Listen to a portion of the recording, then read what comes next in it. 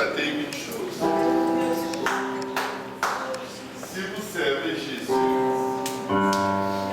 vous servez le seul Dieu dont lorsqu'on invoque le nom, quelque chose se passe. Il n'y a aucun autre Dieu dont tu invoques le nom, quelque chose arrive. Vous savez pourquoi? Parce qu'il y a un seul Dieu. Amen. Et son nom c'est Jésus. Son nom c'est Jésus. Son nom c'est Jésus. La Bible dit que quiconque invoquera le nom du Seigneur sera sauvé. Pas le nom de Bouddha, Allah et tous les autres soi-disant Dieu. Jésus est le seul nom qui a été donné parmi les hommes sous le ciel par lequel nous devions être sauvés. Vous imaginez que quelqu'un est malade et vous lui imposez les mains au nom de Jésus, il guérit. Alignez tous les noms de tous les autres dieux qui ont été proclamés Dieu sur la face de la terre. Vous imposez les mains à la même personne. Rien ne va arriver. Rien. Mais est-ce que vous réalisez que il y a des milliards de personnes qui ont mis leur confiance dans ces dieux qui ont des oreilles mais qui n'entendent pas, des yeux mais qui ne voient pas, des bouches mais qui ne parlent pas, des pieds mais qui ne marchent pas, des bras mais qui ne font rien pour personne. Il ne faut que demander. Si jamais c'est même eux qui communiquent.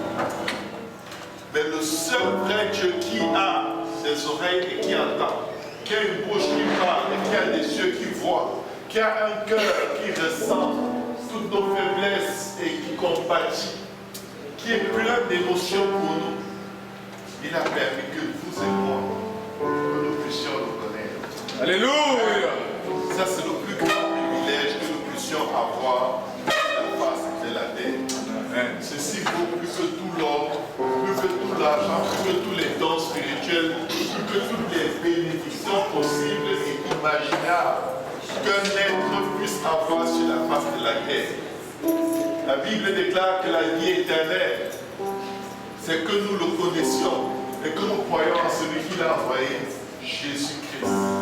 Parce que celui qui l'a envoyé, c'est lui-même.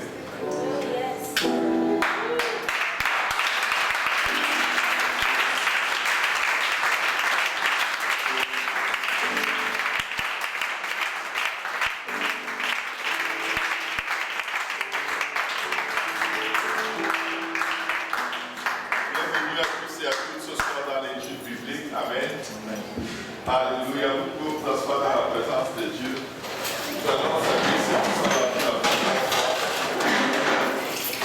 On commence à ma gauche comme d'habitude. Est-ce qu'il y a quelqu'un qui est là pour la première fois de Dieu? Non. À ma droite, ici, directement. Non. Mais juste là devant moi. C'est un privilège d'avoir Maman Jolie avec nous ce soir.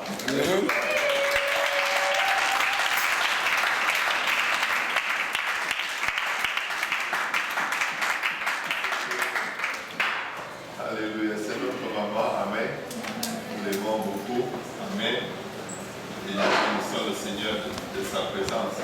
Et ma soeur, juste à côté d'elle, ton prénom, ma soeur, c'est comment encore? Lise, la soeur Lise.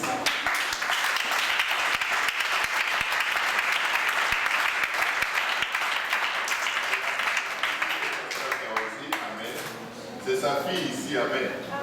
Nous bénissons le Seigneur pour la sœur Lise qui est là, amen.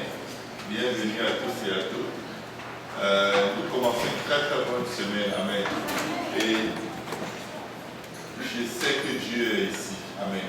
Amen. Je ressens très fort sa présence, amen. Je ressens son esprit et je sais que Dieu a une parole pour quelqu'un aujourd'hui, amen. Donc sans plus tarder, pour gagner le plus de temps possible, on va aller directement dans la parole de Dieu. Alléluia.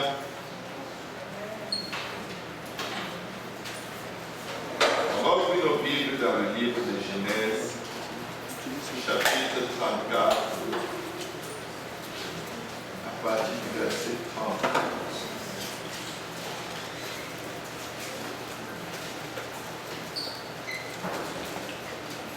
Genèse 34 à partir du verset 30.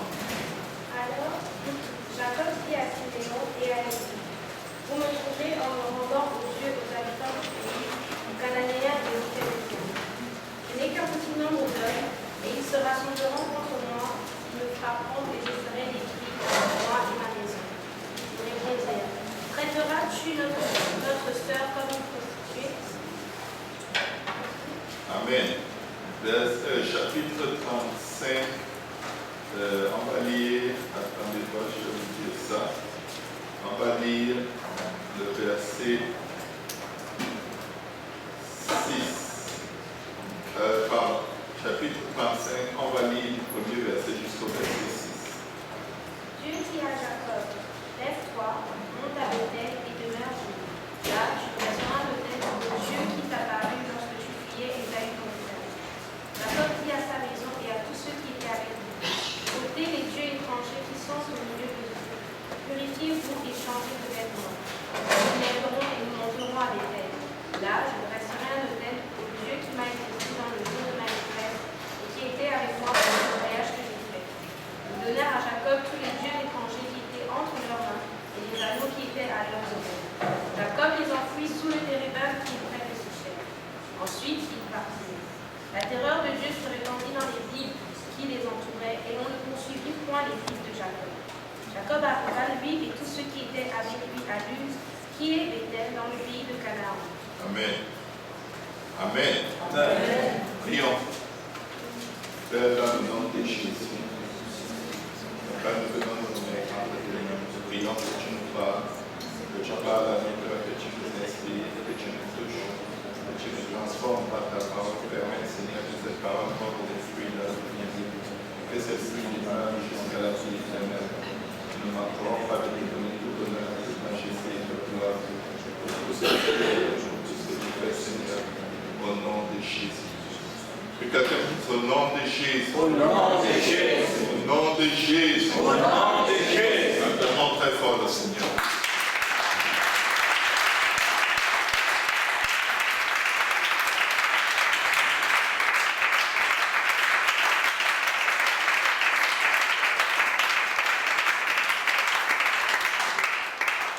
Quelqu'un va lire Acte 2 à partir du verset 37 jusqu'au verset 41, s'il vous plaît. Acte 2, 37 à 41, à haute voix. La Bible dit, après avoir entendu ce discours, ils eurent le cœur vivement touché et ils dirent à Pierre et aux autres apôtres, hommes frères, que ferons-nous? Pierre leur dit, repentez-vous, que chacun de vous soit baptisé au nom de Jésus-Christ pour le pardon de vos péchés et vous recevrez le don du Saint-Esprit. Car la promesse est pour vous, pour vos enfants, pour ceux qui sont au loin, en aussi grand nombre que le Seigneur notre Dieu les appellera.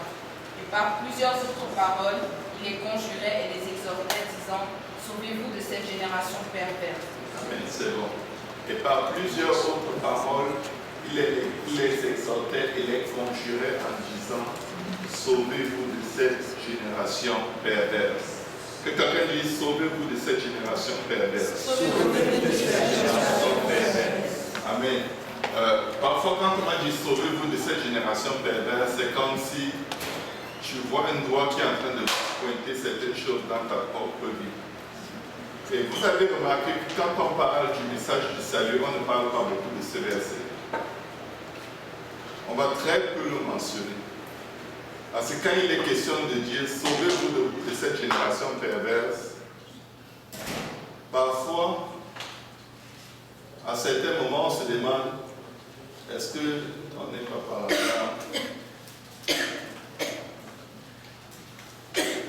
de ceux qui font partie de cette génération perverse?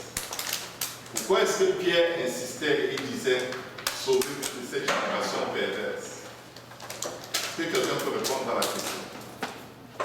Pourquoi est-ce que Pierre les exhortait et les conjurait, c'est-à-dire qu'il insistait en les suppliant de se sauver de cette génération perverse? Personne ne sait. Oui, c'est peut-être à ce moment il était en train de vivre dans un moment que tellement le péché était tellement grand que vraiment c'était vivait dans une époque où le péché abondait. Amen. Et je vais vous dire une chose. La Bible dit que dans les derniers jours, le péché va abonder. Amen. Et nous sommes dans ce temps, amen, où le péché a pris des proportions qui dépassent notre entendement. Je vais dire, si on veut juste réfléchir à quel point est-ce que le monde est devenu pourri et pervers, on peut en arriver à croire que la chrétienté va disparaître. Mais je vais vous dire une chose, la chrétienté va être plus forte qu'elle n'a jamais été depuis que le Seigneur est venu sur la terre. La chrétienté va être plus forte, plus puissante qu'elle n'a jamais été depuis que le Seigneur est venu sur la terre. Et quel va être le motto ou le credo des vrais chrétiens de la fin des temps? Ce sera: sauvez-vous de cette génération perverse. Ce sera: je vais me sauver de cette génération perverse. Amen. Que quelqu'un dise: je vais me sauver de cette génération perverse.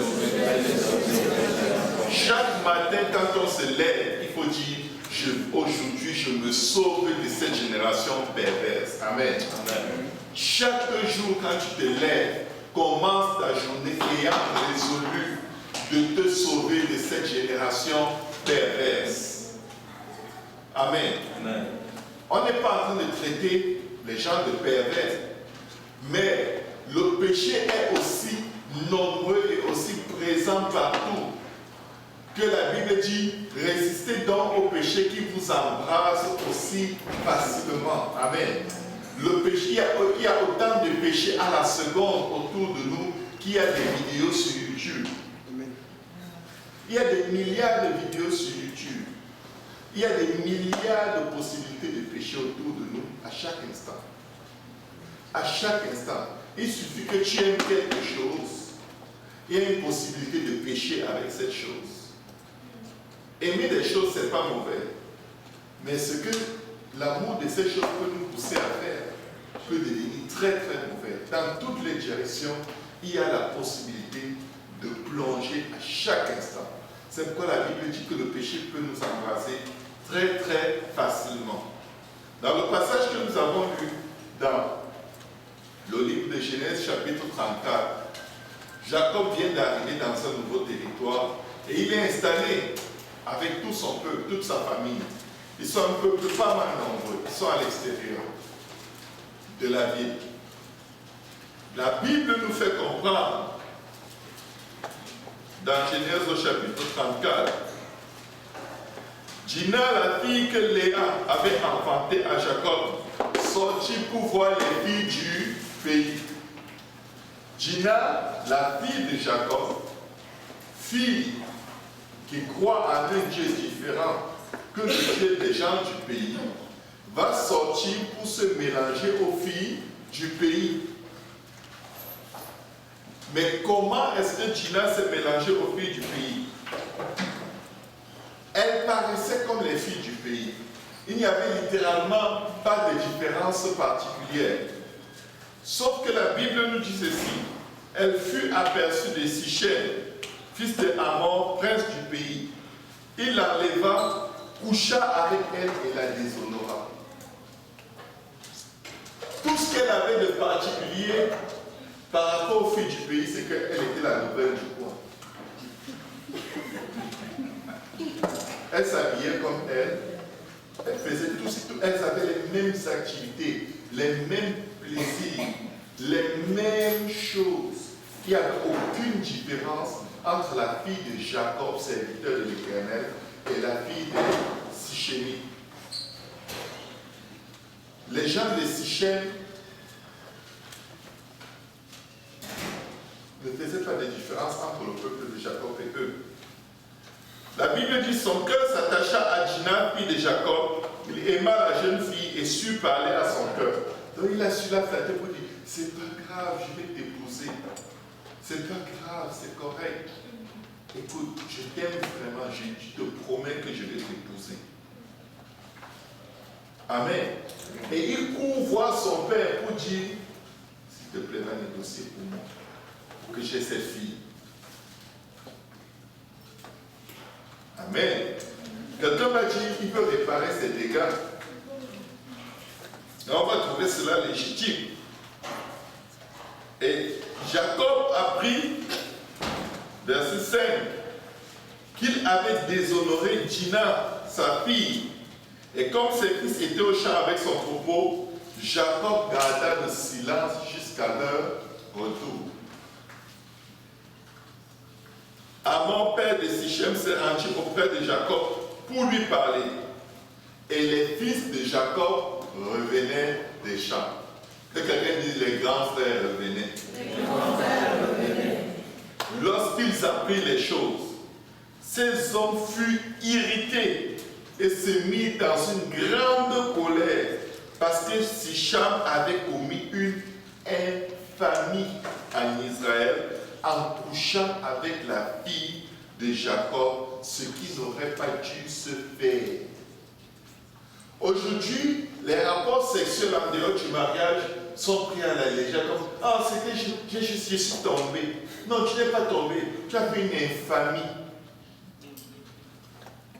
Tu n'es pas juste tombé. C'est très grave.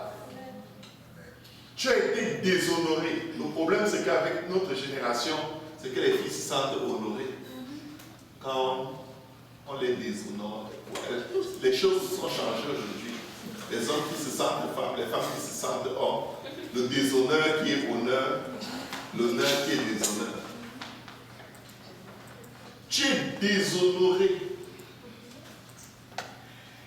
Amen. Elle a été déshonorée. Il n'a pas dit je suis tombé avec elle dans la fornication. Il ne connaissait pas ces mots-là. Ou tu l'honores en l'épousant, après tu peux disposer d'elle. Et si tu changes l'ordre des choses, tu es en train de la déshonorer, tu la traites comme une prostituée. Ce n'est qu'avec les prostituées que ça ne constituait pas un déshonneur, parce qu'elles vendaient leur corps. Amen. Amon lui adressa ainsi la parole. Le cœur de Sichem, mon fils, est attaché à votre fille. Donnez-la lui pour femme, je vous prie. Un bon négociateur. Et il va plus loin, il demande qu'il y ait alliance entre son peuple et le peuple d'Israël. On est une famille. On est tous les enfants de la même mère. On croit tous en Dieu. Même s'il est catholique, ce n'est pas grave. Ça change pour un esprit, il prie toujours Jésus. S'il était musulman, on pouvait comprendre, mais l'esprit lui aussi va à l'église. Toi, tu vas à l'église, non? Lui, là où il va, ça s'appelle comment? L'église, non? Tu dis que tu crois en Jésus. Mais lui aussi croit en Jésus. Donc, c'est correct.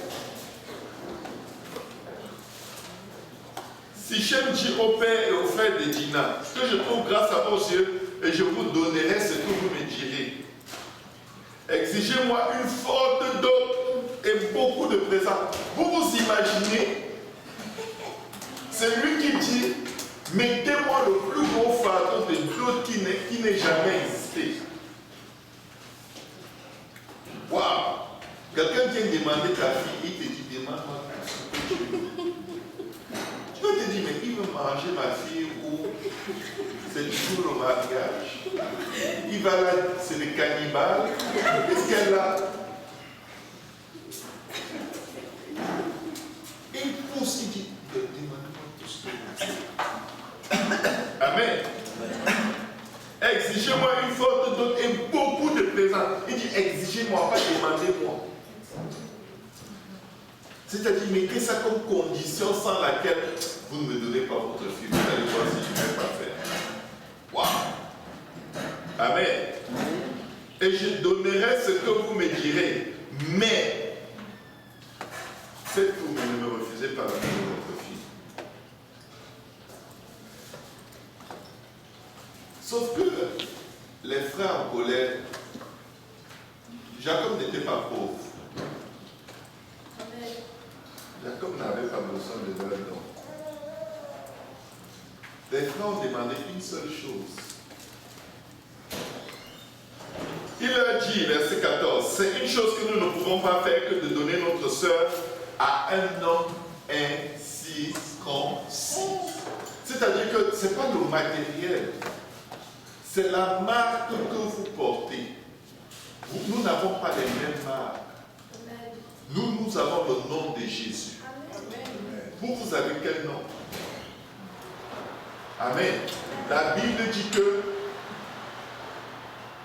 nous avons été circoncis d'une circoncision qui n'est pas faite de la main d'un homme, ayant été enseveli avec lui dans les eaux de baptême, baptême au nom de Jésus.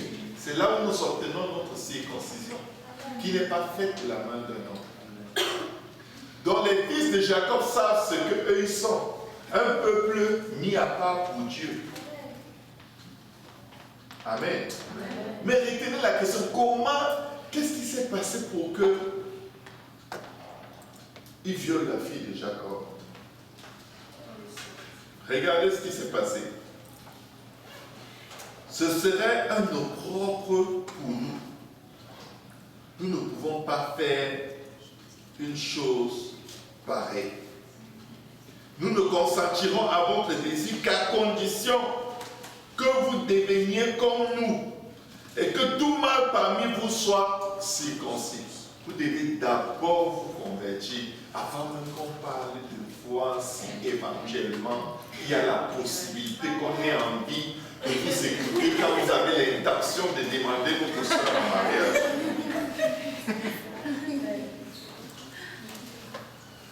Honnêtement, je ne le souhaite à aucun parent dans la maison de Dieu. Mais si vos enfants veulent épouser les non-croyants, laissez-les partir. Battez-vous en prière contre ça, avec toutes vos forces. Et s'ils choisissent, et Dieu vous dit, laisse faire, laissez-les. Chacun répondra devant Dieu pour son âme. Certains vont épouser quelqu'un juste parce qu'ils savent que le parent ne veut pas. Ça, c'est la perversion dans cette génération. Quand la Bible dit « Sauvez-vous de cette génération perverse », ça dit que même vos motifs dans vos décisions ne doivent pas ressembler aux motifs de cette génération. Amen. Il y a beaucoup de rébellions dans les enfants qui grandissent dans les églises de repères.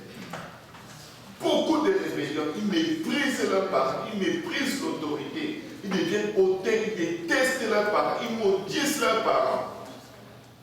Et ils s'en vont faire ce qu'ils veulent, qu'ils savent, qui n'est pas en accord avec Dieu.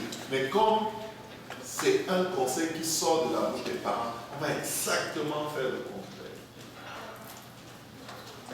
Et devinez quoi? Ça va amener la malédiction sur les têtes.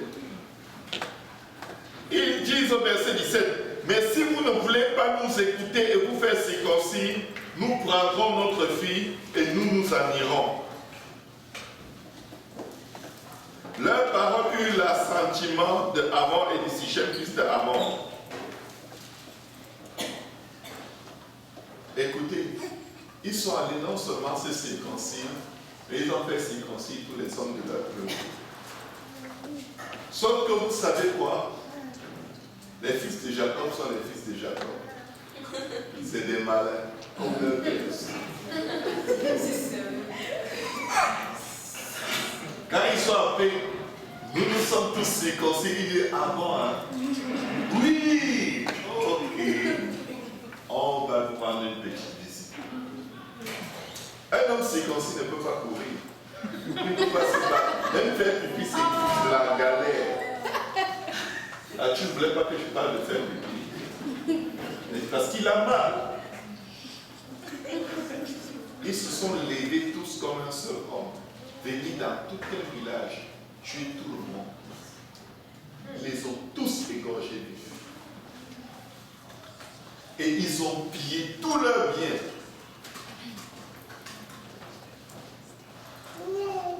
Et alors, on arrive au verset que nous avons lu tout à l'heure. La Bible dit au verset 25, le troisième jour, pendant qu'ils étaient encore souffrants, les deux fils de Jacob, Siméon et Lévi, frères de Dina, prirent chacun leur épée, et ils tombèrent sur la ville qui se croyait en sécurité et tuèrent tous les mâles. Ils ont tué tous les hommes dans la ville. Juste 2 gars. 2. Toute une ville. Écoute, circoncis, c'est handicapé. La Bible dit qu'ils étaient encore dans les douleurs. Ils les ont tous égorgés. Ils passèrent aussi au fil de l'épée à mort et Sichem. Ils ont tué le prince et le roi. Donc, on peut dire, vous pouvez niaiser avec la sœur de qui vous voulez, mais ne niaisez pas avec ma sœur. On ne se mélange pas. Amen. Si cette génération pouvait être comme ça, Amen. vous savez, les musulmans sont comme ça. C'est vrai. C'est vrai. Je vous dis, en Allemagne où j'ai vécu 12 ans, si une fille turque sortait même avec un Allemand,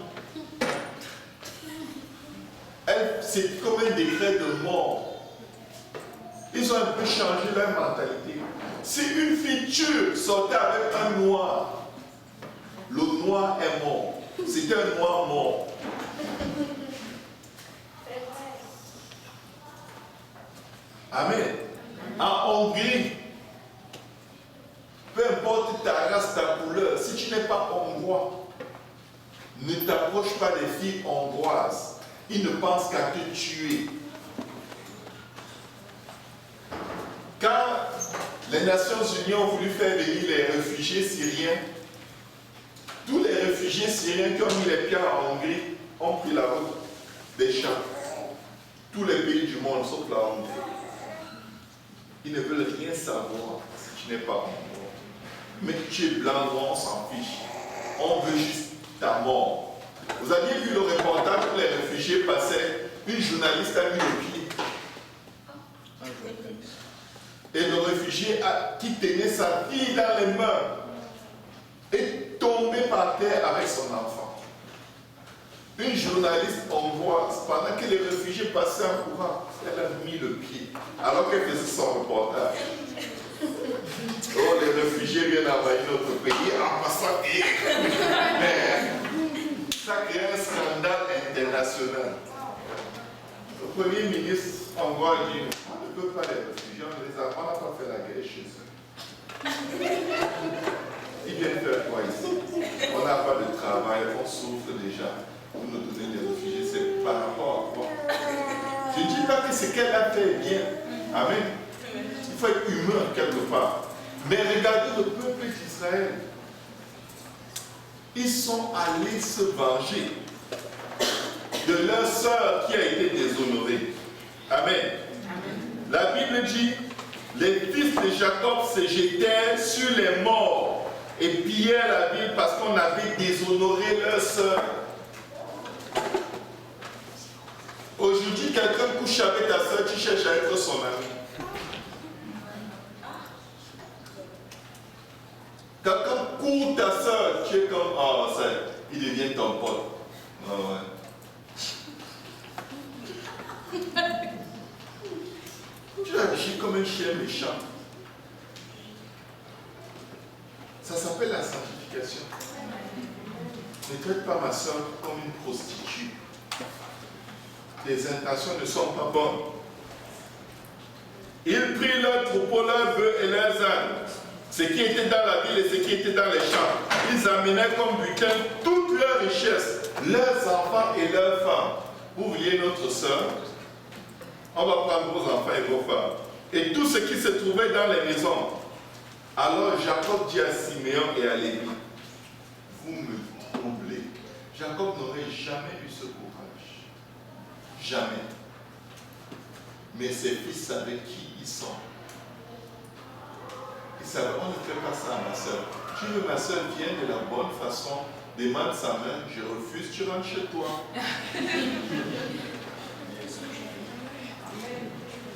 La prendre et la déshonorer, tu ne leur donnes pas le choix. Tu n'as pas seulement violé la fille, tu as violé toute la famille. Mais vous ne réalisez pas. Ils n'avaient plus le choix. Parce que de toute façon, cette fille, personne n'allait plus vouloir l'épouser. réaliser. Quand on vivait sans connaître Dieu, on arrive à un endroit de nos vies où on a eu plus de partenaires sexuels que tous les doigts de la main et tous les orteils des pieds. Quand on est dans le Seigneur, la Bible dit c'est cela ce que vous étiez, certains d'entre vous, mais vous avez été lavés, vous avez été purifiés, vous avez été sanctifiés au nom du Seigneur Jésus et par l'Esprit de notre Dieu. Mais vous savez quoi? Il y en a qui veulent continuer ça. Et c'est pourquoi Pierre, après leur avoir dit, répentez-vous et que chacun de vous soit baptisé au nom de Jésus-Christ pour le pardon de vos péchés. La Bible dit qu'il les exhortait et les conjurait en disant, sauvez-vous de cette génération perverse, ne vivez plus cette vie de débauche, parce qu'elle ne mène nulle part. Amen. Qu'est-ce que la Bible nous dit? Jacob dit, vous me troublez en me rendant au Dieu, aux gens du pays. Qu'est-ce que quelqu'un dit les gens? Les gens. Encore les gens. Qu'est-ce que les gens vont dire? Encore les gens. Il ne pense pas à sa fille. Ah non. Même si on a violé ma fille, oh non, non, il ne faut pas que les gens se fâchent que je me suis fâché. Il ne faut pas que les gens s'énervent parce que moi je me suis énervé. Il ne faut pas que les gens se fâchent parce que moi je veux défendre ma fille. Ce n'est pas grave, laisse. Les gens. Ta fille, Jacob. Non, les gens, on se dit que je suis un radical islamiste. Qu'est-ce que les gens vont dire? Regardez ce que Jacob dit. Vous me troublez en me rendant aux dieux, aux habitants du pays. Quelqu'un dit les habitants du pays? Les habitants du pays. Les Cananéens. Les Cananéens. Les Phérésiens. Jacob était entouré de 3 nations aussi méchantes que l'ours. Et il n'avait pas d'âme. Ses 2 fils ont égorgé tous les hommes du pays. Regardez ce qu'il dit. Je n'ai qu'un petit nombre d'hommes. Je n'ai qu'un petit nombre d'hommes. Il oublie que c'est juste 2 de ses fils qui ont égorgé toute une ville. Il reste seulement 2. Mais la peur vient se saisir de Jacob. Parce qu'il évalue ses forces. Si ces gens se lèvent contre moi, qu'est-ce que je vais devenir? S'ils se dressent tous contre moi, qu'est-ce que je vais devenir? Je suis cuit. En fait, Jacob est rentré dans une angoisse, comme quelqu'un qui se retrouve dans une fosse entourée de lions et il n'y a pas de porte de sortie. C'est des peuples nombreux, très méchants. Même ce type qui a voulu prendre sa fille, il les prenait pour avoir la possibilité de prendre tous leurs biens et prendre leurs enfants et leurs femmes.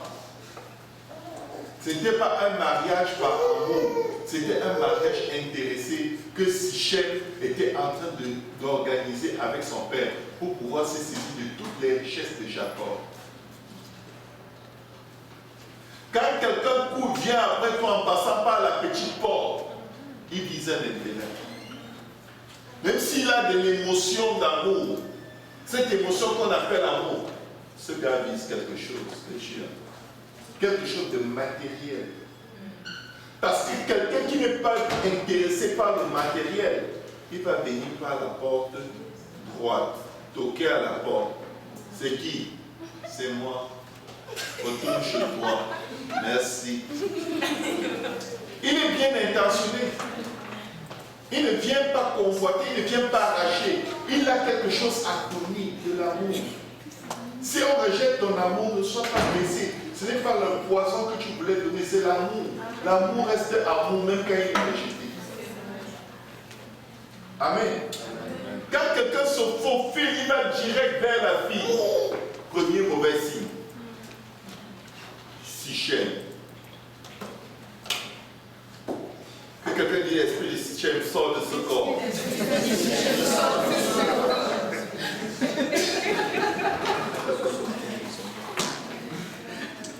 Amen. Ce n'est pas de Dieu. Parce qu'il faut respecter. Amen. Il faut respecter la fille. Il faut respecter ses origines. Il faut respecter ce qu'elle représente. Il faut respecter la famille qu'elle représente. Vous savez vers qui on va s'en sonner à aucune porte? Les prostituées. De toute façon, tu passes, elles sont sur ton cou. Amen. Son approche était illégale et ça n'a engendré qu'une situation très très compliquée. Maintenant, je vais essayer d'accélérer. Il dit, je n'ai qu'un petit nombre d'hommes et ils se rassembleront contre moi. Ils me frapperont, je serai détruit, moi et ma maison. Vous savez ce que leurs fils ont répondu? En fait, papa, je crois que tu deviens vieux, tu n'as pas compris. Traitera-t-on notre soeur comme une prostituée? Les gars, en allant dans la ville, les égorger, étaient prêts à mourir. Ils n'allaient pas là-bas pour la blague. Ils avaient l'intention de se venger depuis qu'ils avaient appris l'affaire. Ils n'allaient pas là-bas parce qu'ils dominent sur eux. Je suis sûr que s'ils n'avaient pas été inspirés de la ruse, de les pousser à se circoncire avant de venir les égorger, peut-être qu'ils auraient même empoisonné une source d'eau où toute cette ville va boire de l'eau et tuer toute la ville. Parce qu'ils n'étaient pas capables d'accepter qu'on déshonore leur sœur. Dis à ton voisin, ne déshonore jamais ma sœur.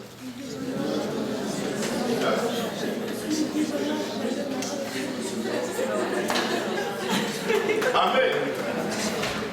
Ils disent à leur père, traitera-t-on votre soeur comme une prostituée? Regardez ce qui arrive. Jacob est tellement dans l'angoisse parce qu'il sent qu'il y aura réplique. C'était œil pour œil, dent pour dent. Toutes les nations pratiquaient cette loi. Ah, tu as tué mon frère. Tu as tué mon voisin. Ça veut dire que bientôt tu vas venir à ma porte. Donc, avant que tu ne viennes à ma porte, il faut que je te réponde. Dieu dit à Jacob, lève-toi, monte à Bethel et demeure-y. Dieu lui dit, l'encore tu es là. Ce n'était pas ta destination. Tu t'es arrêté à cet endroit, mais c'est bon là, maintenant, bouge. Tu dresseras un autel au Dieu qui t'a apparu lorsque tu fuyais Ésaü ton frère. Maintenant, Jacob veut porter ses bagages et il veut partir. Mais il sait qu'il y a les Cananéens, les Phérésiens et les gens de la ville qui sont enragés de ce qu'il vient de faire.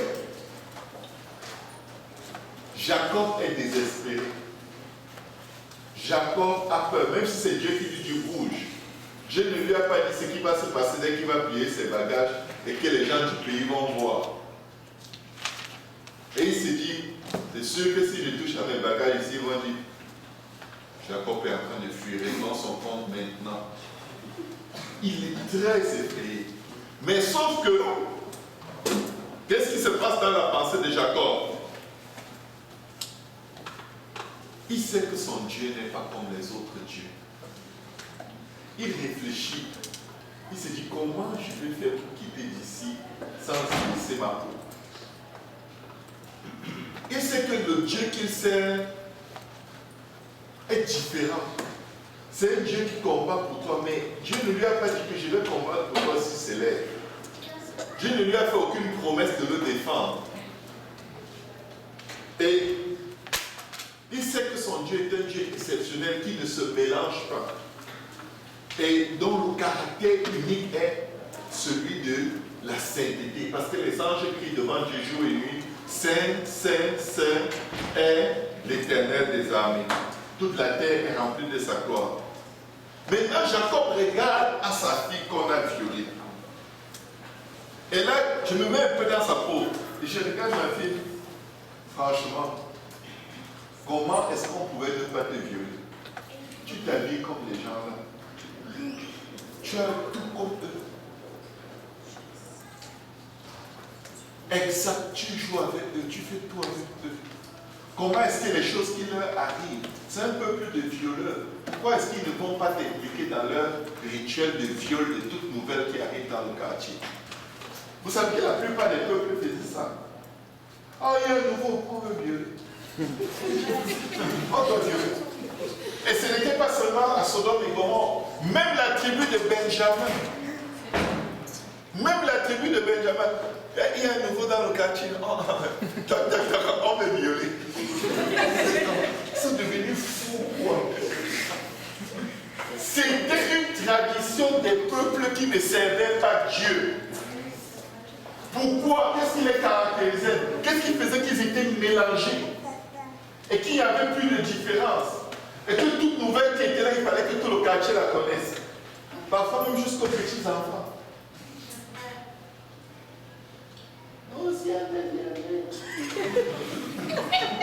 C'est ce qui est arrivé à Sodome et Gomorrhe. La Bible dit qu'ils étaient la grande jusqu'aux enfants. Vous ne comprenez pas. Je vais arriver quelque part. C'est la vérité, c'est dans vos Bibles.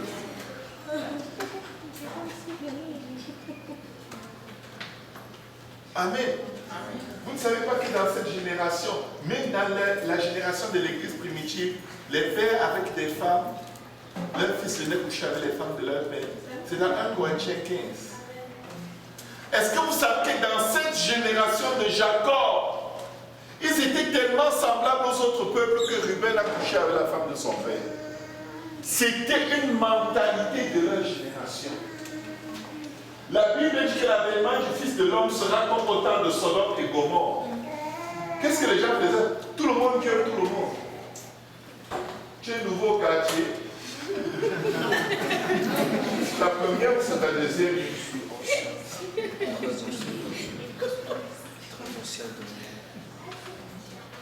C'est dans la Bible. On ne le voit peut-être pas, mais c'était comme... C'est juste cool, c'est le truc. C'était comme ça. Tout le monde a ça. Vous savez pourquoi j'insiste dedans? Je veux que ça rentre et que ça calme dans la vie. Amen. Je me veux très descriptif. Amen. Vous faites semblant d'être très pudique.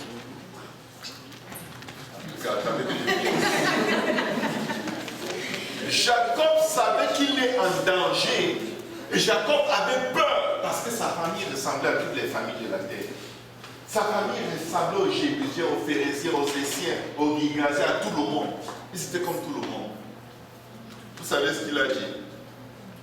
Pour que le Dieu que je sers, qui n'est pas comme tous les autres dieux, me sauve dans ce point, il faut que je sois différent de tous les autres peuples. Il faut que quelque chose change dans ma famille. Il faut que quelque chose change sur mes enfants, sur tous ceux qui me suivent. Il faut une différence. Sinon, mon Dieu risque de ne pas m'aider comme leur Dieu aussi ne les aide pas dans les moments de trouble. Qu'est-ce que Jacob a fait? Il regarde sa fille Gina. Il sait que cette fille, pour ne pas la violer, ça va être très difficile. Tôt ou tard, ça devait arriver. Elle a les mêmes vêtements qu'eux, le même style, les mêmes bijoux, les mêmes apparences, les mêmes maquillages, tout c'est la même chose. Donc elle est juste comme... Elle pouvait se perdre dans la ville, personne n'allait remarquer qu'elle était. Sauf que personne ne la connaissait, c'est pour ça qu'on savait qu'elle était partie. Jacob a compris. Qu'est-ce qu'il dit? Jacob dit à sa maison, chapitre 35, verset 2. Jacob dit à sa maison et à tous ceux qui étaient avec lui, ôtez les dieux étrangers. Ôtez les dieux étrangers. Décrochez des médias sociaux. Décrochez des addictions. De toutes ces choses qui font que vous êtes faible, vous êtes vulnérable, vous ne vous connectez plus avec Dieu. Si on bouge d'ici, et tant qu'on peut, ils vont nous tuer. Si on essaie de se battre, de fuir, ça qui est une différence, Dieu va nous laisser entre la main. Ôtez ça. ôtez les fleurs, ôtez tout ce que vous savez que Dieu n'aime pas. Sauvez-vous de cette génération perverse. Ôtez les faux dieux, les dieux étrangers qui sont au milieu de vous. Première chose, les dieux étrangers c'était des idoles, c'était le matériel, des choses qu'on pouvait toucher. Enlevez-les. Deuxième chose, purifiez-vous. Vous êtes souillés. Vos pensées sont souillées. Tout est souillé en vous. Purifiez-vous.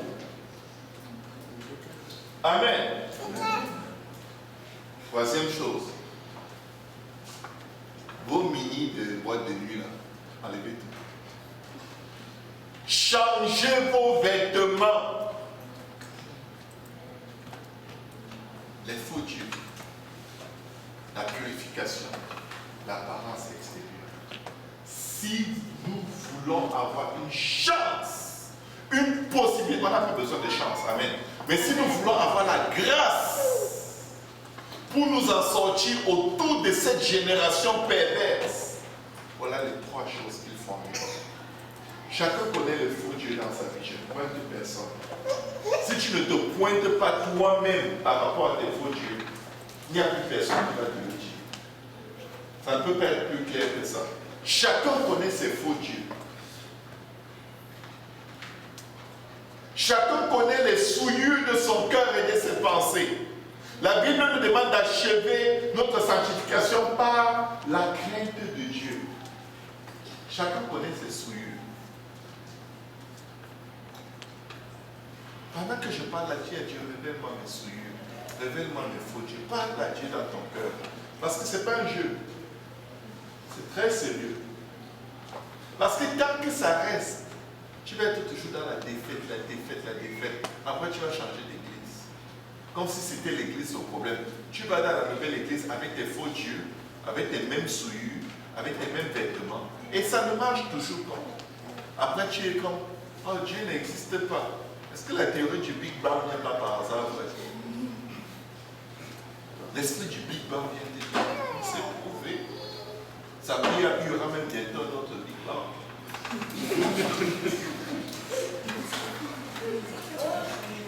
Et tu dis, c'est vrai. Et personne n'échappe. Ôtez les faux dieux. Purifiez-vous. Changez vos vêtements. Nous nous lèverons et nous monterons à Bethel. Là, je dresserai un autel au Dieu qui m'a exaucé dans le jour de ma détresse et qui a été avec moi pendant le voyage que j'ai fait. Waouh! Non seulement il décide de se sanctifier, mais il met en priorité dans sa vie, dans sa nouvelle façon de marcher, de penser. Je vais adorer l'Éternel. Je vais vivre ce que je suis en train de faire, me dirige vers un endroit où je vais adorer Dieu. Souvent, on va essayer la sanctification sans aucun but. Ok, je ne porte plus les langues, mais les souillures du cœur, ça personne ne peut voir. Qui voit les souillures du cœur? Personne. Mais si on laisse une de ces trois catégories prévaloir dans notre vie, nous sommes des hommes morts. Ce monde va nous dévorer. Tu vas te lever un matin, tu n'es plus chrétien. Tu as développé une allergie que tu n'as jamais eue avant. Est-ce qu'il y a des gens ici qui ont déjà développé une allergie subitement? Elle n'était pas là. Du jour au lendemain, elle est là. Elle s'impose. Et elle dirige tout le restant de ta vie. Tu ne dois plus manger ceci. Si tu regardes même les mois, tu tombes. Tu commences à chier. C'est comme ça que des chrétiens qui n'enlèvent pas ces trois choses peuvent se retrouver du jour au lendemain. Aller toujours mauvais encore avec les mauvaises personnes. Vous savez quoi? Nous devons prier. Nous devons prier pour que Dieu nous montre ces trois choses dans nos vies. Nous devons prier pour qu'il nous le dise, qu'il nous le redise. qui n'arrête jamais de nous le dire parce que nous sommes déjà tellement habitués à le faire que ça devient normal. Nous devons prier pour ne pas perdre la sensibilité du Saint-Esprit. Parce que si nous perdons la sensibilité du Saint-Esprit par rapport à une de ces trois choses, les nations, les péchés des nations vont nous dévorer.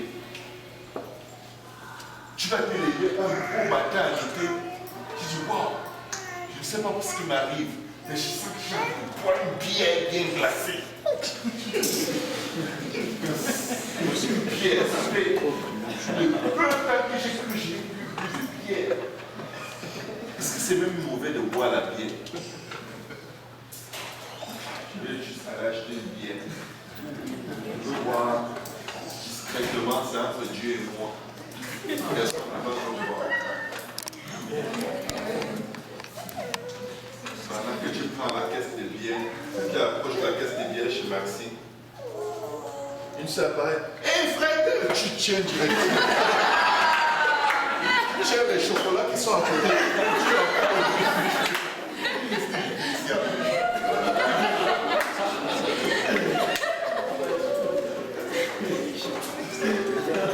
Parce qu'un démon de bière t'avait déjà poussé, Dieu envoie quelqu'un pour te secourir.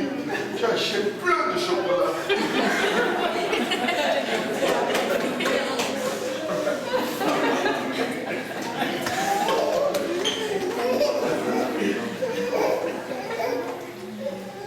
Amen. Regardez ce qu'ils ont fait.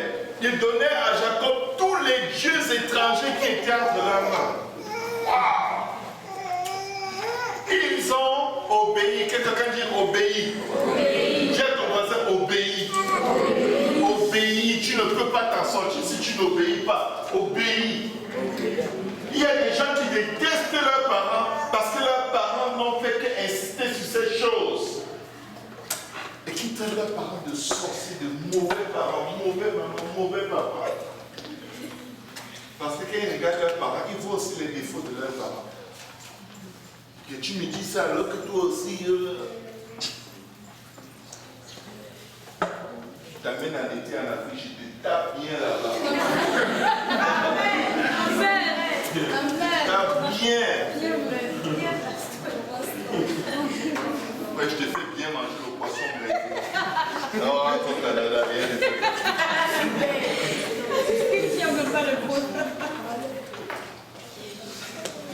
Amen.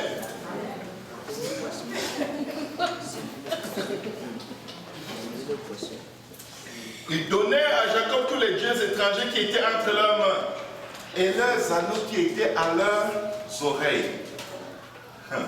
Oh Seigneur. Jacob ne leur a jamais dit enlevez vos anneaux. Mais eux-mêmes, ils savaient, avec ces choses, avec cette apparence extérieure, on ne peut pas s'en sortir. On ressemble trop aux païens. On ressemble trop aux gens qui adorent des faux dieux. On est trop semblable à eux. Il y a quelque chose qui ne va pas. Allons jusqu'à l'extrême. Mettons-nous à part. La sanctification, ce n'est pas une loi. C'est un acte d'amour envers Dieu. Vous savez ce qui se passe avec la sanctification? La sanctification, c'est je veux être saint comme Dieu est saint. Pourquoi? Dès que tu plonges dans l'endroit qui a appelé la sanctification, les anges deviennent, ils ne peuvent pas te résister. C'est comme s'ils veulent t'embrasser parce que tu leur rappelles le Dieu dans la présence de qui ils se tiennent et qu'ils ne voient pas. Est-ce que vous savez que les anges ne voient pas Dieu? Ils sont dans la présence de Dieu. Mais aucun ange n'a vu Dieu jusqu'à ce qu'il soit manifesté dans la chair. 1 Timothée 3,16, grand est le mystère de la piété. Dieu a été manifesté dans la chair, vu des anges. C'était la première fois. Mais nous sommes créés à l'image de Dieu, selon sa ressemblance. Tout ce qui manque à notre humanité, c'est la sainteté. Donc quand tu te sanctifies, les gens sont comme, waouh, il ressemble tellement à Dieu. Il a le caractère de Dieu, les pensées de Dieu, les actions de Dieu. Et la Bible dit que l'ange de l'Éternel campe autour de ceux qui le craignent. Et c'est exactement ce qui s'est passé à Pierre.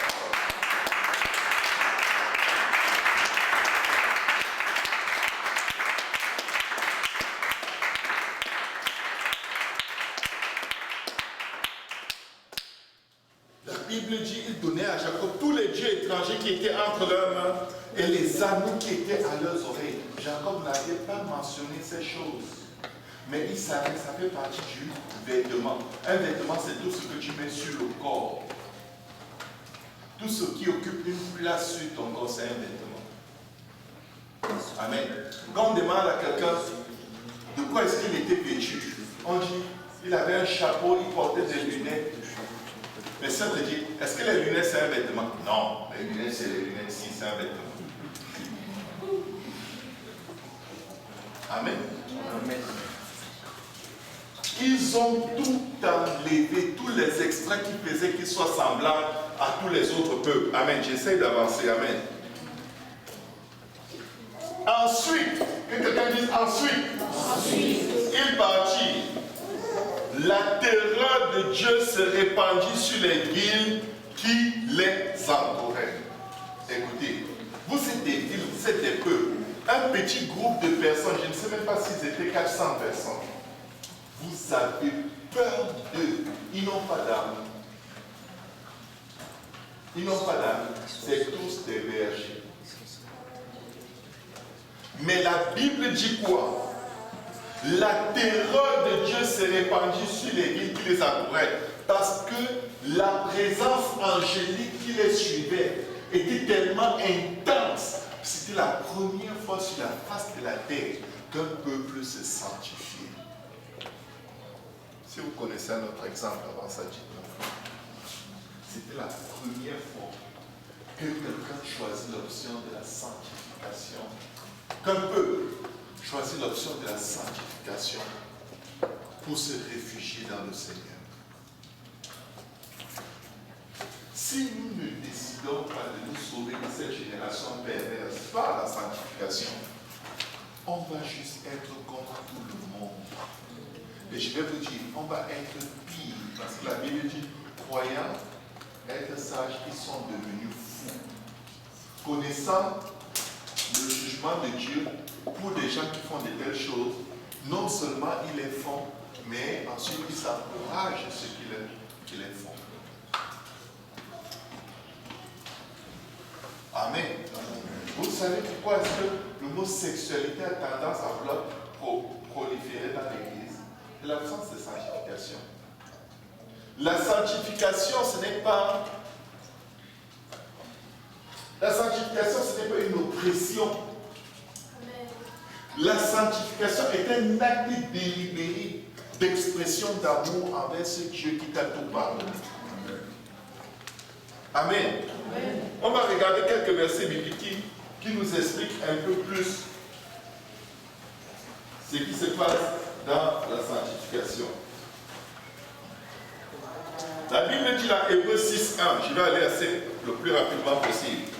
Tendons à ce qui est parfait. Dans notre vie chrétienne, là où nous sommes, est-ce que nous nous sentons déjà dans une zone de confort? Qu'est-ce qui manque? Tous les matins, il faut demander à Dieu, qu'est-ce qui manque? Qu'est-ce que je peux faire de plus pour être plus agréable, pour que tes anges soient encore plus manifestés autour de moi? Seigneur, qu'est-ce qui manque? Amen.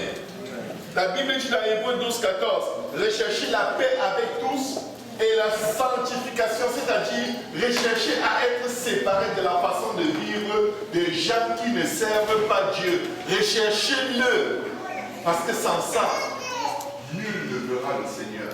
Sans un effort conscient d'être différent du monde, on ne peut pas voir Dieu, parce qu'on va vivre dans le compromis. On doit le rechercher en enlevant les faux dieux, en purifiant nos cœurs. Comment est-ce qu'on purifie nos cœurs? En observant la parole de Dieu. La Bible dit, vous êtes sanctifiés à cause de la parole que vous entendez. Amen. Pas juste entendre. Tu entends et tu mets en pratique. C'est ça qui te sanctifie. Qui te purifie. Amen. Qu'est-ce que la Bible dit encore? Romains 12, verset 1 à 2. Offrez vos corps comme un sacrifice vivant, saint, agréable à Dieu. Ce qui sera de votre part un culte raisonnable. Et le verset 2 dit, ne vous conformez pas au siècle présent, mais soyez transformés par le renouvellement de votre intelligence. C'est-à-dire que la façon de penser doit changer, les concepts doivent changer, les approches doivent changer. Très souvent, on obéit, on est touché par la parole, on se fait baptiser, on reçoit le Saint-Esprit. Mais dès qu'on t'amène quelque part où il faut que tu changes de pensée, tu dis non, je suis sauvé par la grâce.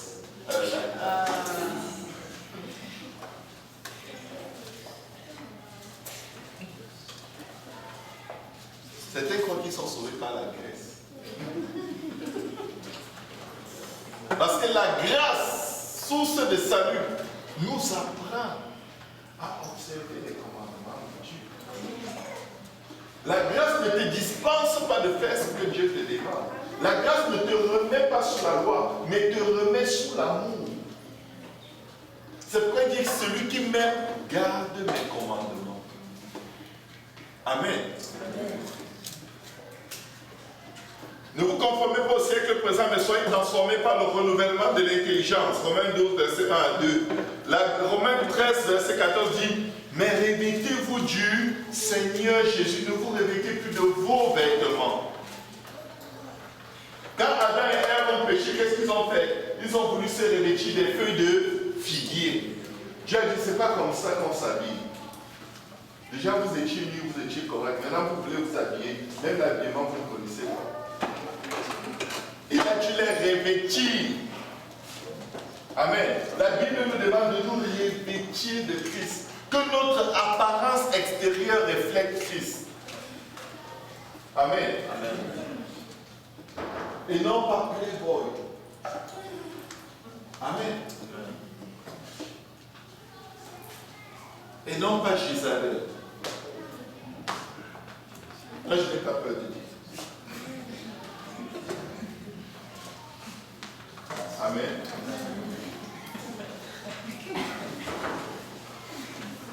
Mais revêtez-vous du Seigneur Jésus-Christ et n'ayez pas soin de la chair pour en satisfaire les convoitises. Vous savez pourquoi est-ce qu'on fait trop de trucs sur notre apparence extérieure pour flasher? C'est parce que notre chair nous le demande. Oh, mais ça comme ça, quand on va te voir, quand les gens vont te voir. Je vais te dire une chose. Une fille qui ne porte pas les boucles et une fille qui porte des boucles, on remarque celle qui ne porte pas. On ne remarque pas celle qui porte. Ne vous faites pas avoir. C'est la fille de qui? Ça symbolise qu'elle appartient à quelqu'un. Celle qui met les boucles, c'est une fille comme toutes les filles. Madame, mademoiselle. Tu frappes plus au regard quand tu te dépouilles de tout ce qui fait partie de l'apparence du monde. Tu frappes plus au regard. Je me rappellerai toujours comment est-ce que j'ai remarqué ma femme. Je me rappellerai toujours. L'image est restée dans mon cerveau. Et je sais. Et j'allais déjà dans une église de réveil.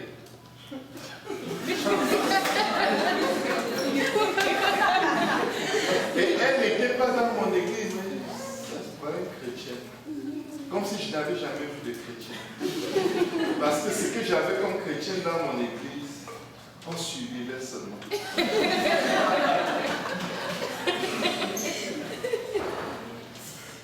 Amen. C'est très sérieux. Vous frappez plus. Et les gens ont plus peur de vous aborder à la légère quand vous vous dépouillez de l'apparence de ce monde. Tu vas rester là, rester là.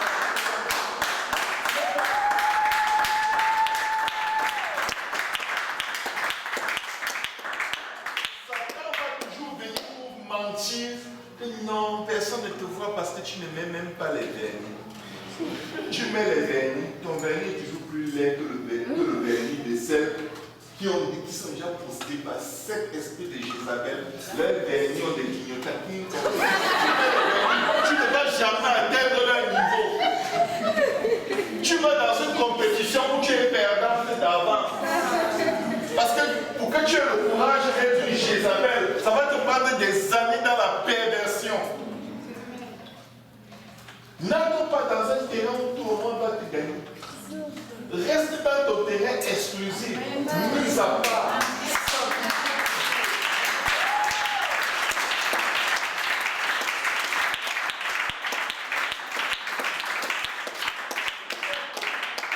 La loi de l'attraction. Tu prends un gibier qui est mort, tu donnes le lion. Tu fais.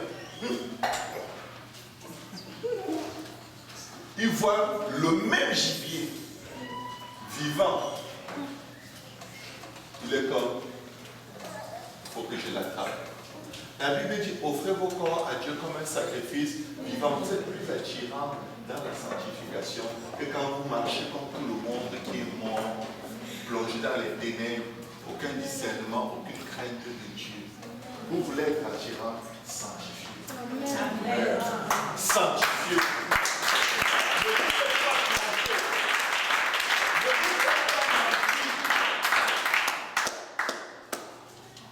Oh, pasteur, mais c'est juste une petite boucle. Ce n'est pas extravagant. Mais pourquoi il faut absolument que tu aies... Oh, je trouve ça très cute.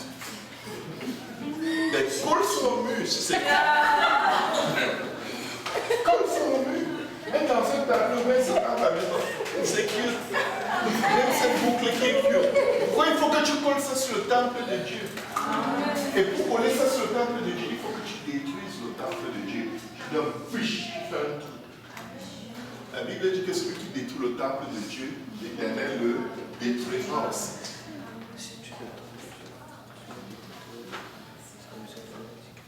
Tu vas être cool. Et quand l'été arrive, c'est grave. Si un collègue a un tatouage qui part d'ici jusqu'ici, c'est sûr que tu vas voir. L'habit qu'il va mettre va te monter jusqu'à la crotte de sa fesse ici. Parce qu'il y a un tatouage. Voyez-moi.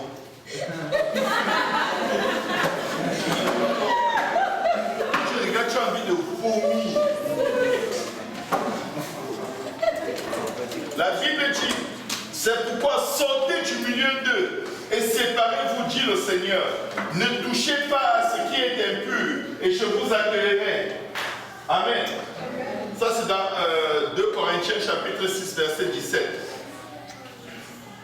La Bible dit donc, ayant donc de telles promesses bien-aimées, purifions-nous de toute souillure de la chair et de l'esprit en achevant notre sanctification dans la crainte de Dieu. Vous savez pourquoi beaucoup d'églises qui sont plongées dans le combat spirituel ont toujours plus de démons? Les démons ne finissent jamais. Vous savez pourquoi? Parce qu'il n'y a pas la sanctification. Il faut séduire. On leur apprend à séduire. Tu dois mettre un rouge à lèvres qui part d'ici jusque-là. Mais qui est là? Non, mais Jésus, on n'arrête pas de se multiplier. Chaque fois que tu pries, je vais chercher 7 plus méchants. Parce que tu ne me laisses pas partir. Comment pouvez-vous comprendre que les gens qui jeûnent le plus, qui prient le plus, qui chassent le plus de démons ont plus de démons?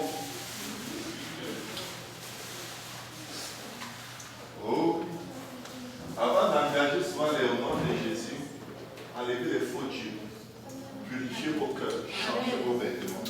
Si vous ne pouvez pas le faire, ne priez même pas, parce que vous allez faire que multiplier vos démons.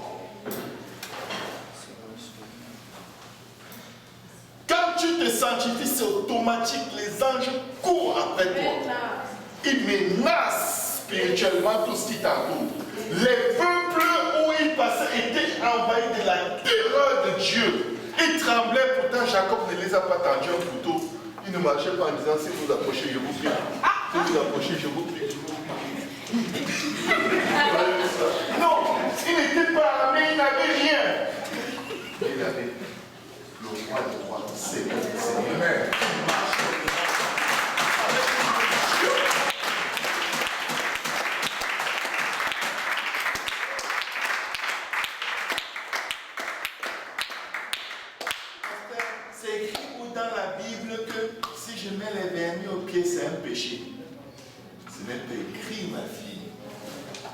les veines, quand tu as fini de mettre sur tes orteils, peins le bas de tes fesses. Quand tu vas marcher, fais comme ça. Chaque fois que je dis. Ok. Même si tu es jeune. Tu es ici. C'est écrit. Sauf que quand les anges vont venir. Non, non, non. Elle là, c'est plus démon. Ça marche avec les démons, pas nous. Et là, tu as des problèmes. Les problèmes se multiplient. Quand il y a un malheur dans la vie, ton nom est dedans. Quand quelque chose de mauvais va arriver à quelqu'un, ton nom est dedans. Tu es la même personne qui se plaint, la même personne qui se dit malheureuse, la même personne qui dit oh, moi, quand j'ai pris Dieu ne m'exauce jamais. Bravo, tu viens de prophétiser cette vie. Ce n'est pas agréable. Il ne faut pas fatiguer Dieu. Amen. La Bible dit dans Éphésiens 4, verset 22. Donnez-moi encore 5 minutes. Eu égard à votre vie passée, du vieil homme qui se corrompt par les convoitises trompeuses, à être renouvelé dans l'esprit de votre intelligence et revêtir l'homme nouveau, créé selon Dieu, dans une justice et une sainteté que produit la vérité. La Bible dit, vous connaîtrez la vérité vous affranchira. Je vais vous dire une chose, la vérité ne t'affranchit pas automatiquement. C'est quand tu mets la vérité en pratique qu'elle t'affranchit. La vérité n'est pas... Oh, frère Cédric, tu es un homme. Il faut que tu aies la vérité, non? Mais il y a des hommes comme toi qui se plaignent pour des femmes. Même si tu leur prouves génitalement qu'ils sont des hommes, on leur dit, mais je me sens pas à l'intérieur de moi. Mais un homme agit comme un homme, il parle comme un homme. Amen. Il sent comme un homme. Amen. Amen. Comme Pasteur Kaosi dit souvent, il crache comme un homme. Amen. Travaillez, Philippiens 2, versets 12 et 13. Travaillez avec à votre salut avec crainte et tremblement. Il faut y travailler. On se lève seulement pour faire la prière. Il faut demander à Dieu tous les jours, qu'est-ce que je peux faire de plus? Qu'est-ce que je dois absolument arrêter de faire? C'est ça, travailler à quelque chose. Un travail n'est pas sans action. Qu'est-ce que je ne dois plus faire, Seigneur? Ou qu'est-ce que je dois faire que je ne fais pas et ça ne te plaît pas? Vous savez, on peut pécher par action et aussi par omission, en pensée, en parole. Comme quand on était catholique, on nous apprenait. Je ne vais pas faire de montant là-dedans. La Bible dit dans 2 Thessaloniciens, chapitre 5, verset 22. Abstenez-vous de toute espèce de mal. Que quelqu'un dise les rancunes, c'est le mal. Les mauvaises rencontres, c'est le mal. Les mauvaises rencontres, c'est le mal. Les rencontres, c'était 1 Thessaloniciens chapitre 5, 22. 1 Pierre chapitre 1, verset 15 à 16. 1 Pierre 1, 15 à 16, la Bible dit, mais puisque celui qui vous a appelé est saint, vous aussi soyez saints dans toute votre conduite, selon qu'il est écrit, vous serez saints, car je suis saint. Est-ce que vous savez que c'est ça que Jacob a compris? Dieu ne lui a pas dit sanctifie-toi avant de quitter ici. Mais connaissant à quel point il était opprimé, il était menacé, il avait des ennemis, et on pouvait tomber sur lui comme un lion et nous déchirer avec toute sa famille. Il a dit, j'ai intérêt à me distinguer afin que Dieu ne me marque. Qu'est-ce que je peux faire pour que Dieu fasse la différence entre moi et ces gens que mes enfants ont tués? Qu'est-ce que je peux faire pour que la justice de Dieu, la faveur de Dieu soit toujours de mon côté? Fais tout pour ne ressembler à personne autour de toi. Qu'est-ce que je peux faire à mon travail pour avoir ici des faveurs que personne n'aura jamais et que personne n'a jamais fait? Fais tout pour n'avoir pas les faux dieux, pour avoir un cœur pur et pour que ton apparence extérieure reflète la différence. C'est que pour certains, la différence, c'est faire plus dans le mauvais sens. Devenir hyper extravagant.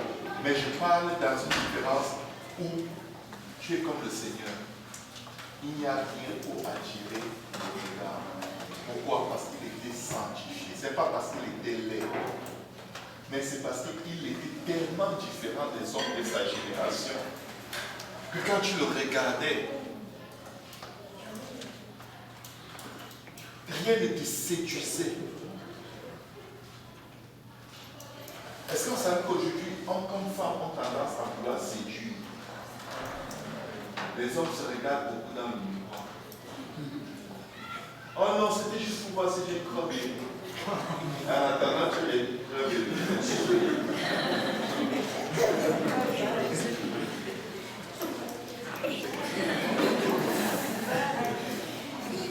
Ça, c'est être efféminé. Les efféminés mériteront faire le royaume des cieux. Amen. La Bible nous dit, appliquez-vous à être trouvés par lui sans tache et irrépréhensible dans la paix. Mais croissez dans la grâce et dans la connaissance de notre Seigneur et Sauveur Jésus-Christ. Ça veut dire lis ta Bible. Amen. Tu ne peux pas le connaître si tu ne lis pas. Lis ta Bible. Dis à ton voisin, lis ta Bible. Lis ta Bible. Amen. C'était dans 2 Pierre, chapitre 3, verset 14 et verset 18. Amen. 1 Jean 2, 1. Mes petits enfants, je vous écris ces choses afin que vous ne péchiez point. Et si quelqu'un a péché, nous avons un avocat auprès du Père, Jésus-Christ, le juste. Un autre passage nous dit, dans 1 Jean 2, verset 15 à 16. 1 Jean 2, 15 à 16. N'aimez point le monde, ni les téléphones intelligents qui sont dans le monde, ni les médias sociaux qui prennent tout votre temps. Si quelqu'un aime le monde, l'amour du Père n'est pas en lui. Ce n'est pas possible d'aimer ces choses, c'est-à-dire d'y donner une grande priorité et aimer Dieu. Ce n'est pas possible. Si Dieu le dit, c'est que c'est vrai. Bon, quelqu'un va me dire, mais non, même si je passe juste 2h30, 3h, avant je passais 9h. Maintenant j'ai baissé à 2h, donc j'ai quand même 7h pour aimer Dieu. Les 7h, tu ne penses même pas à Dieu. Quand l'Esprit de Dieu te dit prie, rien ne sort, tu appelles ce faux téléphone. Alors tu vas à l'église, alors. Est-ce que vous savez que de plus en plus des gens viennent au service? Le service commence, le service finit. Il rentre chez eux, il n'a pas payé. Oh, vous ne le savez pas. Examinez-vous vous-même. N'allez pas chercher. Ne surveillez pas les gens. Regardez-vous vous-même. Le service commence, il finit, vous n'avez pas prié. Si on ne dit pas, ok, les gens, nous prions pour telle chose, pendant qu'on peut. On n'est pas en langue. Donc, seul groupe de prière. Si ta seule prière, quand tu viens dans la maison de Dieu, c'est prier quand on prie pour les sujets. Tu n'as pas prié. Amen. Tu n'as pas prié. Tu as l'opportunité de prier avant le service. Tu as l'opportunité de prier pendant la prédication. Amen. Certains prient seulement quand on bénit le message. Prions. Seigneur, utilise le pasteur, qu'il parle sans crainte ni faveur.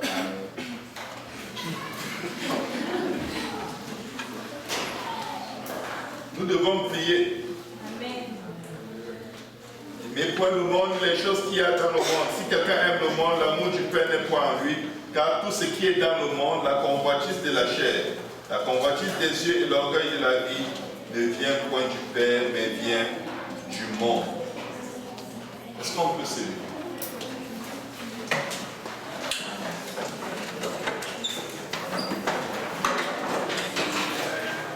Nous allons prier. Amen. Amen. Ne vous en voulez pas si vous n'avez pas prié depuis le matin, c'est juste au cas où. pour se critiquer. On est là pour s'édifier. Amen. Je ne peux pas m'empêcher de le dire. Mais c'est pour que la prochaine fois, pourquoi est-ce que je vais souvent dire des choses qui sont embarrassantes et j'insiste dessus et je suis très descriptif? C'est pour que ça reste dans ma tête. La Bible dit, veille sur ton enseignement. Car en agissant ainsi, tu te sauveras toi-même. Si je vais prêcher pour personne, je vais prêcher pour moi. Amen. Je vais mettre en pratique tout ce que j'ai prêché. Et tu sauveras ceux qui t'écoutent. Pas ceux qui écoutent le son de ta voix. En fait, c'est ceux qui ont entendu et qui vont mettre en pratique. Il y a deux principaux acteurs ici à sauver. Il y a moi et vous. Donc quand je frappe, je coupe, je décris. C'est pour que quand ces choses viennent me tenter, je pense à la description et je dis, c'est pas moi qui vais faire ça. Et je résiste. Amen. Amen. Amen. Est-ce qu'on peut acclamer le Seigneur?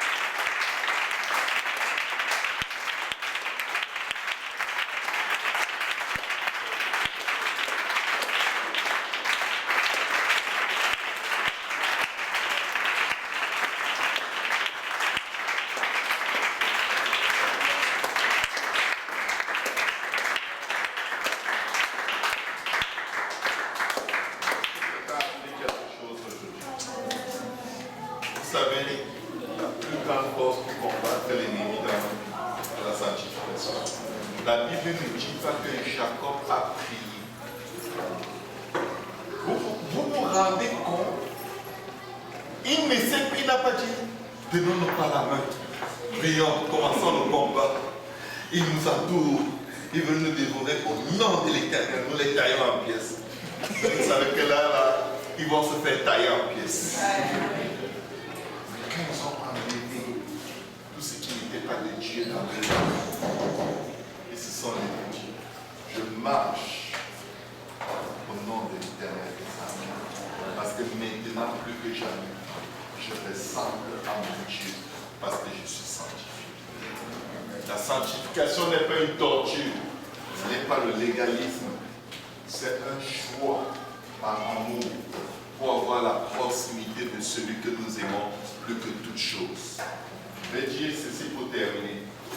Si tu es une fille qui aime beaucoup un garçon et tu sais qu'il est très pris, il est très attentionné en ce qui concerne la propriété. Quand il te dit j'arrive, qu'est-ce que tu fais? Tu nettoies rapidement. Généralement, tu m'attends. Tu arrives dans combien de minutes? Pourquoi? Parce que tu l'aimes. Tu es sale, mais tu l'aimes. Mais à cause de cet amour, tu veux prendre tes dispositions afin qu'il trouve l'environnement et toi-même propre.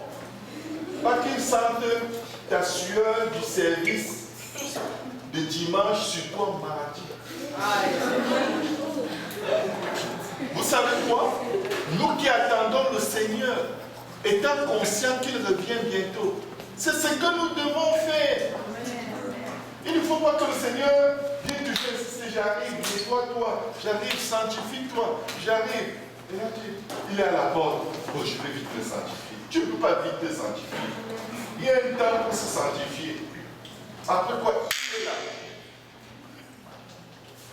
Amen. Il est déjà là. Et il te trouve souillé, impur, avec plein d'autres dieux. Quand une fille tient à épouser un gars, elle prend toutes les dispositions pour que ce gars ne se rétracte pas à la dernière seconde. Parce que ça ne prend pas beaucoup pour que le Seigneur nous laisse. Ça prend beaucoup pour qu'il nous rachète. Il a donné le meilleur de lui-même. Mais je vous dis une chose, la Bible dit que on ne se tiendra pas devant Dieu avec un seul péché. Souvent, c'est juste une petite attitude comme ça qui va détruire notre relation avec Dieu. Juste une attitude. Il ne fait que te parler de ça, tu ne fais que faire comme tu veux. Il ne fait qu'après il te dit, tu sais quoi, c'est pas comme ça que j'imaginais ça. Nous ne voulons pas. Je parle pour moi. Amen.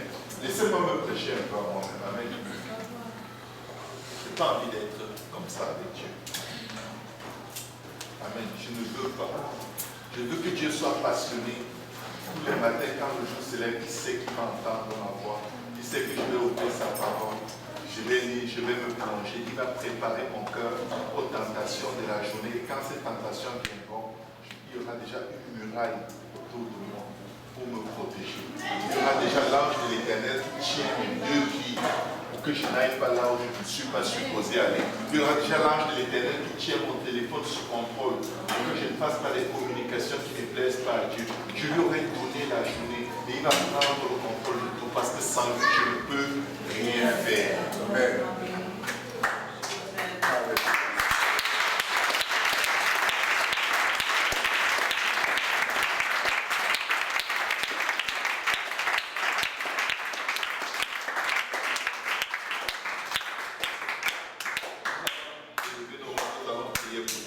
Nous allons prier d'abord pour Pasteur Kansi et le groupe qui est au Congo. Ensuite, nous allons prier pour trois choses. Non, nous allons d'abord prier pour les trois choses. Parce que si nous sommes sanctifiés, le sang de Jésus nous lave nos prières, décolle comme des bombes nucléaires. Avant de prier pour ceux qui sont au Congo, nous allons prier pour nous. Amen. Il n'y a pas quelque chose qui fasse obstacle à notre prière. On va se dépouiller. Nous allons prier pour que Dieu nous délivre, nous révèle et nous délivre des faux dieux dans nos vies. Retenons bien que Dieu nous révèle et nous délivre des faux dieux dans nos vies. Ça c'est le premier sujet. Deuxième sujet, que Dieu crée en nous un cœur pur et renouvelle en nous un esprit bien disposé. Amen. Ça c'est pour enlever toute souillure. Troisième chose, que Dieu nous aide à être des témoignages vivants, que notre langage, que notre communication, notre façon de faire, notre apparence extérieure reflète réellement le Seigneur. Amen. Amen. Amen. Élevons nos voix, prions.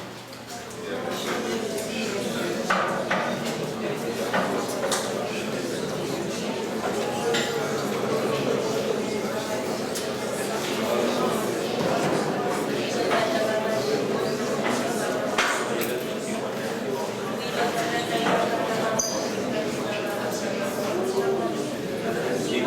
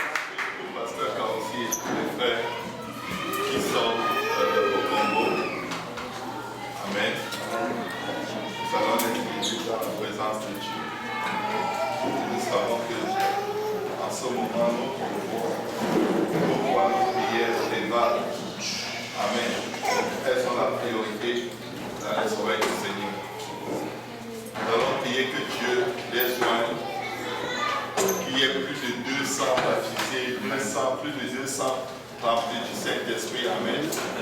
Nous allons prier pour les enfants qui sont dans les salles pendant que nous prions. Amen. Nous allons prier pour tout le monde. Amen. Pour ceux qui s'entraînent aussi là-haut. Amen. Élevons nos voix, prier. Donnez à Dieu tout ce qui vous vient à cœur au nom de Jésus. Alléluia.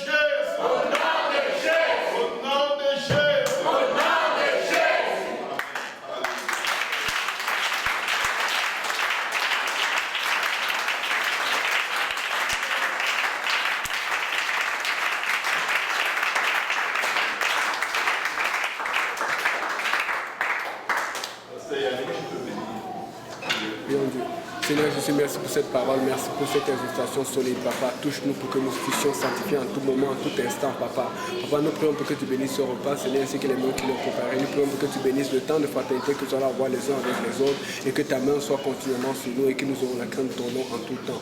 Au nom de Jésus. Que tout le monde dise au nom de Jésus. Au nom de Jésus. Que Dieu vous bénisse. Bon appétit à tout le monde.